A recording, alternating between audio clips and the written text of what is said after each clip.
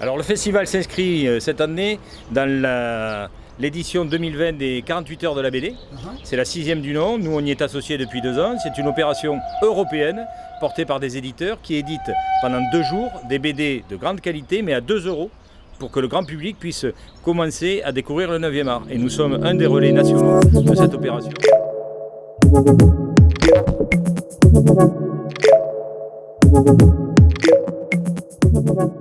La BD actuellement est dans le monde du livre ce qui monte en termes de vente. On est sur 20-25 auteurs, sachant que certains sont regroupés par leur éditeur. On a pas mal d'éditeurs alternatifs ou indépendants qui sont présents.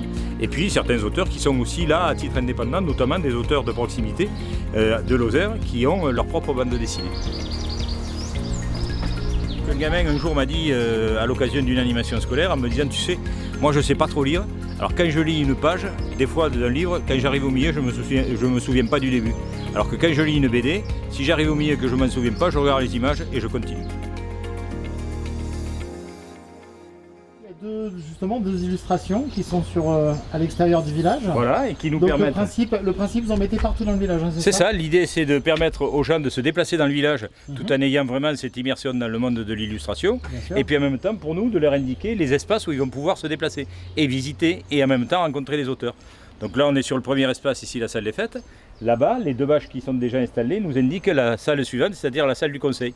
Et entre les deux, on aura des petits pas posés par terre. Voilà, un petit jeu de piste, les pattes de Toupinas en verre, qui va les conduire tranquillement d'un espace à l'autre. En fait, Toupinas, ça n'est rien d'autre qu'un petit personnage qui ressemble à un castor et à un bonhomme, et qui est un peu toupi, c'est-à-dire pas très malin, quoi. Et donc je me moquais un peu de lui, et depuis on se moque réciproquement l'un de l'autre quand on se parle ou quand on s'écrit, et on a décidé que ce serait Toupinas qui serait la mascotte du festival 2020. Avec beaucoup de tendresse, bien sûr. Évidemment, beaucoup de tendresse et une grande générosité de sa part, puisque c'est lui qui nous l'a dessiné. Génial. Rappelez-nous le nom de l'auteur. Jean-Marc Stalner. Magnifique. Qui sera bien sûr présent sur le festival. Alors, et la copine de Toupinas, elle s'appelle Toupinat ou... Ah, ça c'est au choix du client. Toupinas est un gourmand, il fait des choix et parfois pas toujours les mêmes.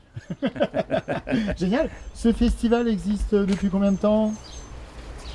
Alors c'est le 13e édition. 13e édition, et pour notre équipe c'est la 8e édition. C'est un festival en fait qui est créé à partir de la dynamique médiévale du village. Oui. Donc c'était un festival de BD médiévale.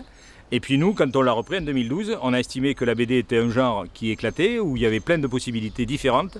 Et donc depuis, on invite des auteurs de différents genres. Ça s'explique pas, c'est une passion. D'accord. Voilà. Bon, bah, je vous laisse continuer à installer, alors merci. Ouais. Alors on va prendre... Hop, on va attaquer par nos tournelles.